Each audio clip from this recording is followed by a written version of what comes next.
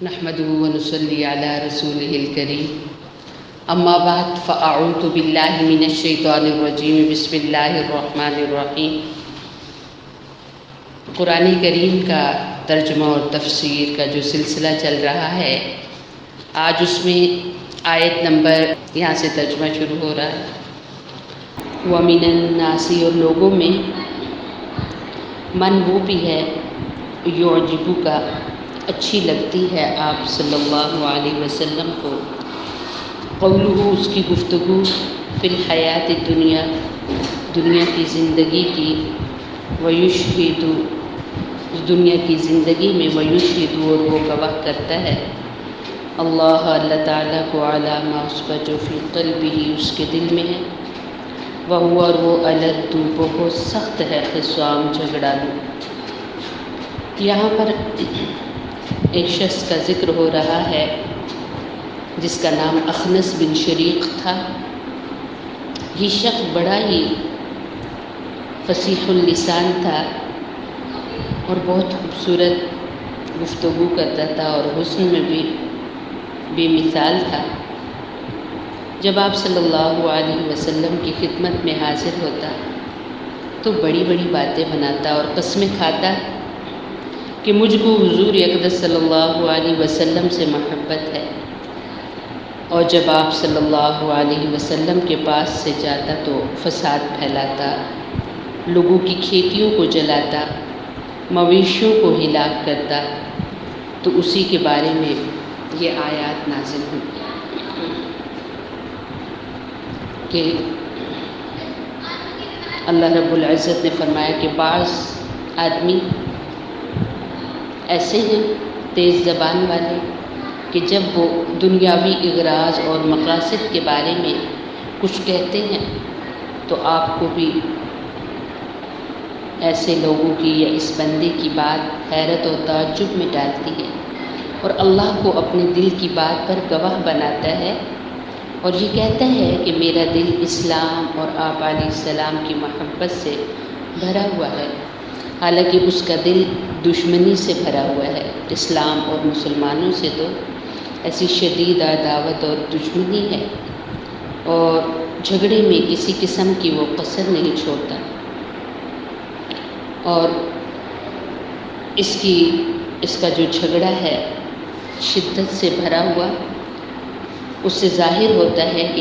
اس کے دل میں تو محبت کا نام و نشان بھی نہیں ہے۔ یہ اسی شخص کے بارے میں ذکر ہوا ہے۔ وَإِذَا، اور جب تولا وہ لوٹے ساڑ دوڑتا ہے، فی الارض زمین میں، لیفسد تاکہ وہ فساد کرے، فیہا اس میں، ویہلک اور تباہ کرے، حرث کھیتی، والنسل اور نسل، واللہ اور اللہ تعالیٰ، لا یحب نہیں پسند کرتا فسادیوں کو۔ اس کا تفسیر گزر چکی ہے کہ آپ کے پاس تو بڑی خوبصورت باتیں کرتا تھا، لیکن باہر نکل کر اس کی زندگی کا مقصد فساد تھا، جھگڑا تھا۔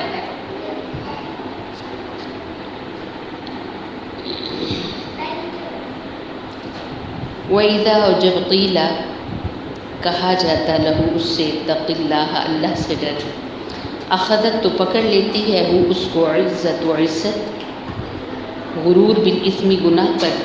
فحسبہ تو کافی ہے اس کو، جہنم جہنم، ولبئس اور البتہ بری ہے یا برا ہے، میعاد بچھونا، جس جہنم میں وہ جائے گا وہ جہنم اس کے لیے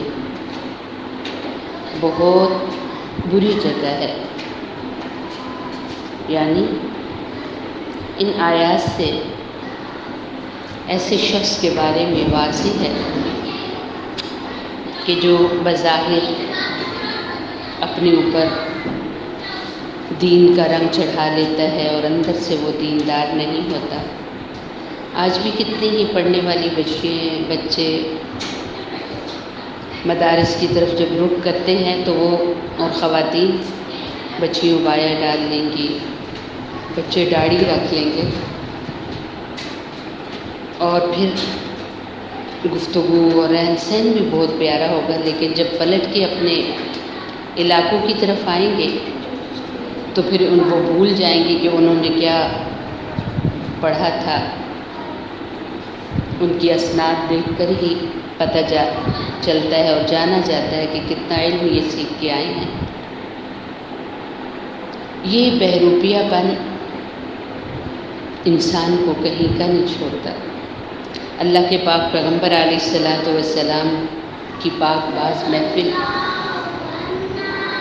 اور آپ علیہ السلام کے سامنے اتنی خوبصورت گفتگو کرنے کے باوجود،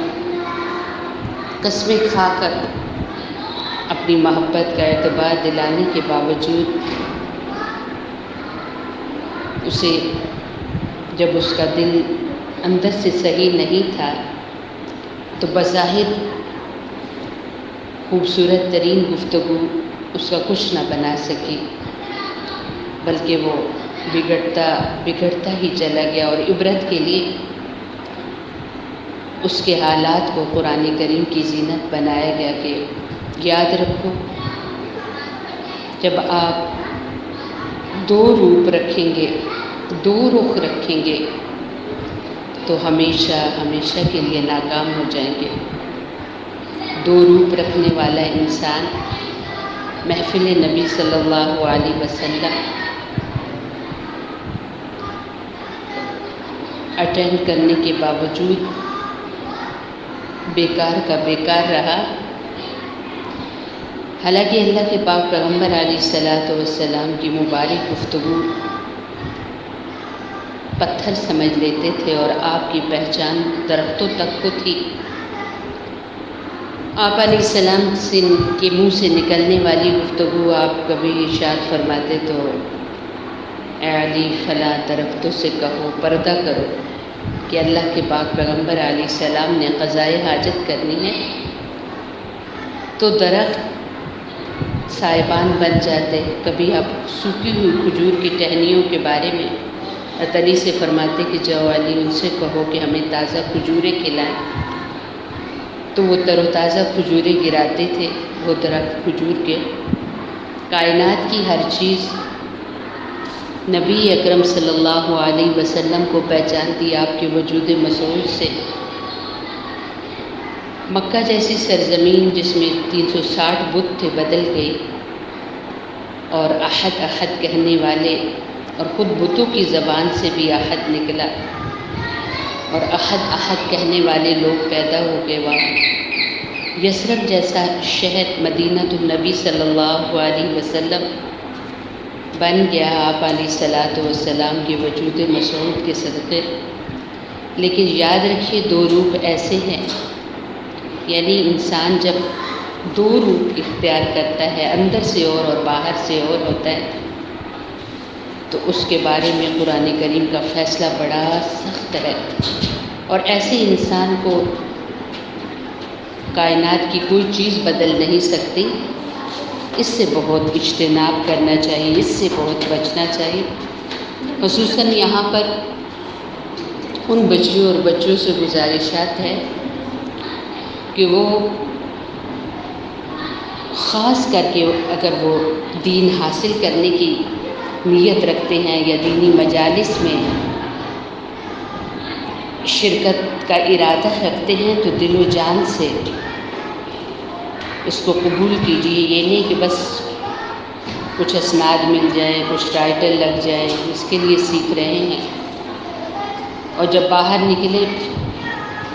تو ایک 8 سالہ بچی، ایک 4 سالہ بچی درس نظامی کی ہوئی، جس نے سیاستہ جیسی مبارک کتابیں پڑھی ہوں، جس نے پورے قرآن کا ترجمہ پڑھا ہو، اس کی شادی بیاہ کے موقع پر، اس کے خوشی غم کے موقع پر جو حالات ہوتے ہیں وہ دیکھنے کے لائق ہوتے ہیں،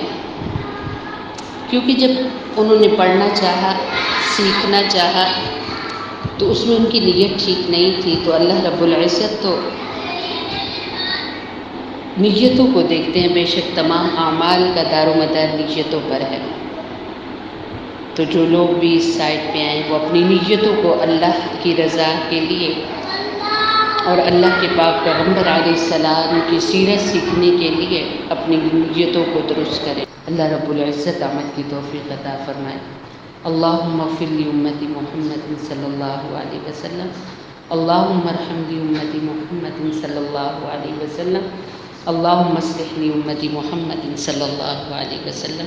سبحان ربک رب العزت عما یصفون وسلام علی المرسلین والحمد